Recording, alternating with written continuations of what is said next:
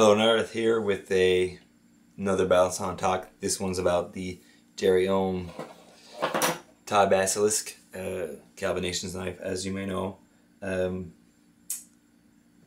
Very comfortable knife, almost perfectly balanced knife. As you saw in the unboxing, it was just, when I picked it up, it was just natural. Everything came like instantly. No adjustment period. I really love flipping the knife. It's a really fun knife to flip. Like the rounded off handles, and it really is kind of good width. So that actual surface contact feels nice, like against the fingers, and then it's rounded off, so it is a little bit thicker than what I'm used to. It took me a while to adjust like perfectly to the width, because you know the way you position your fingers is not always the same, depending on the width and length and all that stuff. But the crown spine, like, it always feels nice, and it's a bit thicker from what I'm used to, and it's just a smooth polish finish. So stuff like palm spins, they're awesome. They spin forever. One thing I find, like, I can still do them chaplains, like, you know, like I can do with on a 51. Doesn't mean it's the best thing, like the best knife for chaplains. This, I find sometimes this one flies off if you don't pay attention, like on 0Gs or regular chaplains, for any, like for that matter. If you don't pay attention, they tend to fly off.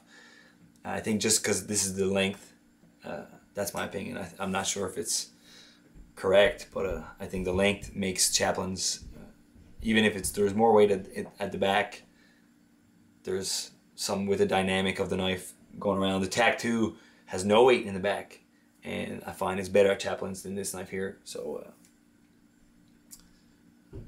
one thing I don't like is the latch.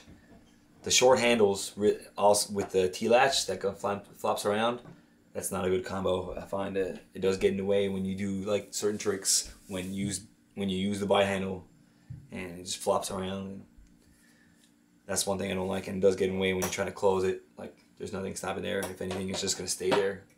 You have to wiggle your hand a bit to like get it loose. Tank cups, really love the tank cups. They smoothen out the edges, so you don't feel them. There's no tank cup drag. Feels really comfortable. So it's, like I said, it's almost perfectly balanced.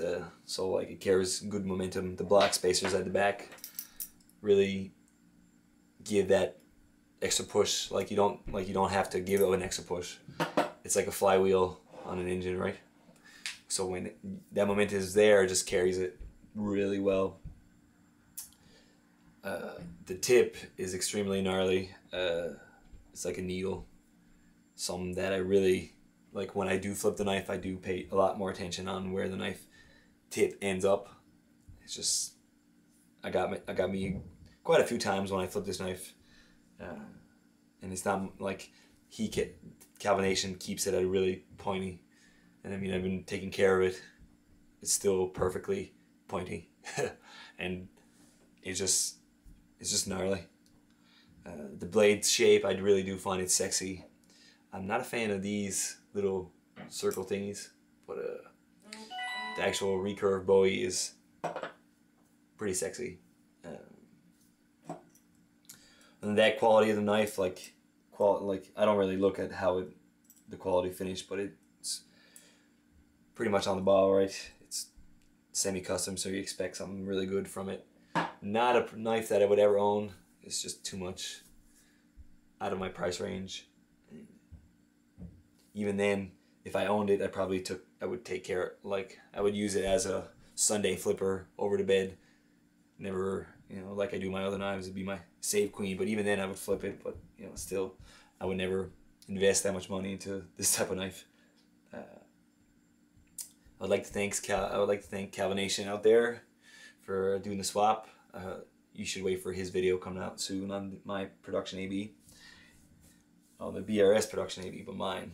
And